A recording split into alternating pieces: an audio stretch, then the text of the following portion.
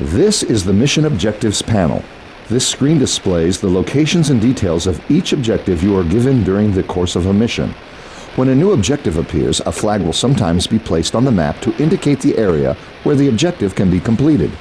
Information about an objective will always appear first in this dialog box. Left-click the Close button to continue. Place your mouse cursor over the flag that has just appeared and notice how the text on the right-hand side of the screen becomes highlighted. This is the objective that is associated with this flag. If you hold your mouse cursor over the flag long enough, a helpful tooltip will appear that explains the objective in greater detail. Tooltips offer useful information about almost any object found in the game and can be accessed just by hovering your cursor over anything you see. This screen also offers other useful information about your current mission. Located below your objectives is the Information button. Click it. Clicking the Briefing button will display the introductory mission briefing text. The History button provides historical background relative to the current mission, and the Hints button provides clues about the best way to accomplish your objectives if ever you become stuck. You can also pause and unpause the game at any time by pressing Shift Pause. Now press the Close button and press the Tab key to exit this screen. You can also get helpful information about every aspect of Empire Earth 2 by opening up the Empire Earth encyclopedia. Go ahead and open it now by clicking on the icon in the upper right part of the screen. From here you can gain detailed information about any part of the game just by clicking the related topic on the left side of the screen. Feel free to return to browse through the topics as long as you'd like. When you are ready to continue with this tutorial, close the encyclopedia by clicking the large X at the bottom of the screen.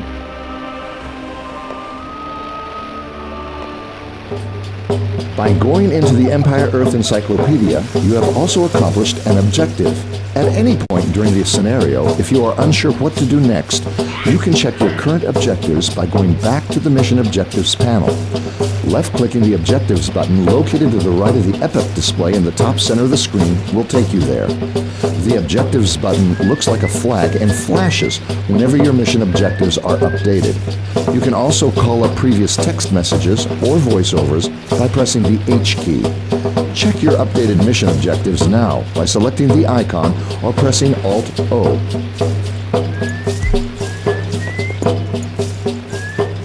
Your next objective is to select a citizen, so let's go back to the main screen now. Press the Tab key to exit this screen. Now, please select one of your citizens by left-clicking on a unit in the middle of the screen. Yes? Good. Now look at the information provided in the Unit Information panel located in the bottom center right portion of your screen. The panel will provide valuable information such as hit points, attack rating, range and speed on any currently selected object. It will also display the unit's current loyalty rating, which is its resistance to being converted by enemy priests. The panel to the left of this one is the Unit Action panel. This lists all the abilities available to the selected object, including construction options, behaviors, special actions, and special powers. There are also other ways to select units besides left-clicking on them individually. You may also hold down the Shift key while clicking on different units to select a group.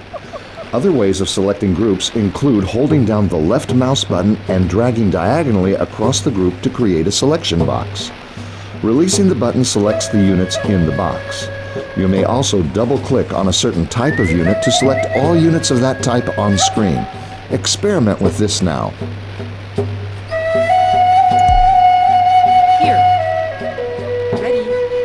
Now, with your citizens selected, right-click near the rocks on the screen.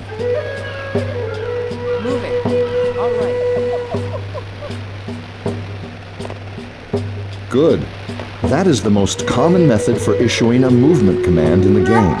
Another method is to use the mini-map, located in the lower left corner of your screen. The mini-map is a top-down view of the entire play area of your current game. Black areas are places about which you have no knowledge, while dim areas are areas you have been but have no current information about. Brightly lit areas are those places within your line of sight. Left-clicking on a position on the mini-map will shift your main view to that location. With your citizens selected, right-click on the minimap where a signal flare has just been placed to tell them to move there. Do my best. Signal flares are used to attract your attention to important events. Sometimes it means you are under attack, and other times, like now, it is related to an objective. As your units move out, you can scroll the screen to follow them by pushing the mouse cursor to any edge of the screen or by using the arrow keys. One of the most important aspects of Empire Earth 2 is the cycle of seasons. In snow or rain, your units will move slower and their sight range will be reduced. Although every unit on the map is affected by adverse weather conditions, moving units over long distances and exploring or invading another player's territory is much easier in summer or fall. Your citizens have arrived at an excellent location to build your first city. There are abundant resources nearby and plenty of room to build structures. With one citizen selected, left-click on the Build Civilian Structures icon in the Unit Action panel and select the City Center icon. Now, move the mouse cursor near the trees. Notice how the ghost of a city center replaces the cursor.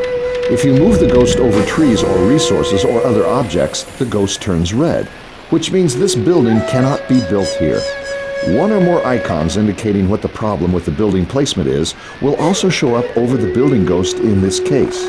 And the tooltip on the right side of the screen explains the exact reason. If you move the cursor over empty terrain that is mostly flat, it turns green, which means the site is suitable for construction. Move the ghost close to the trees and other resources and left-click when it is green. Your citizen will begin construction at that location. You may select additional citizens and order them to help with the construction by right-clicking on the site. When you have finished construction, select your city center.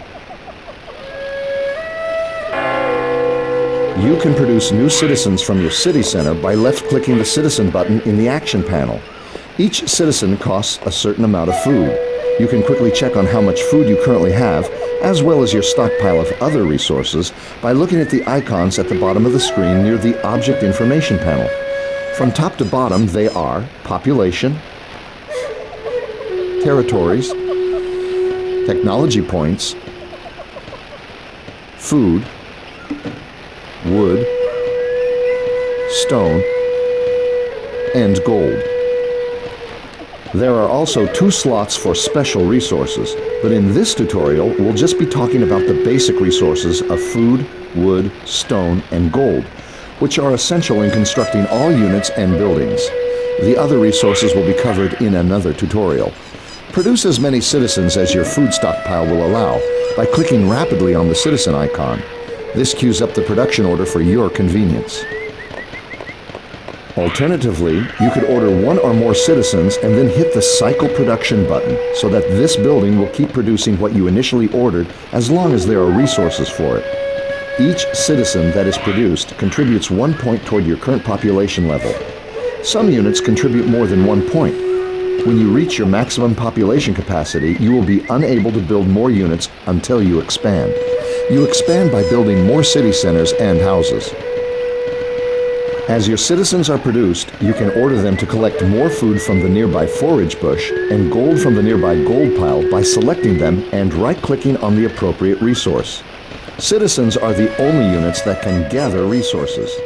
They will gather as much as they can from that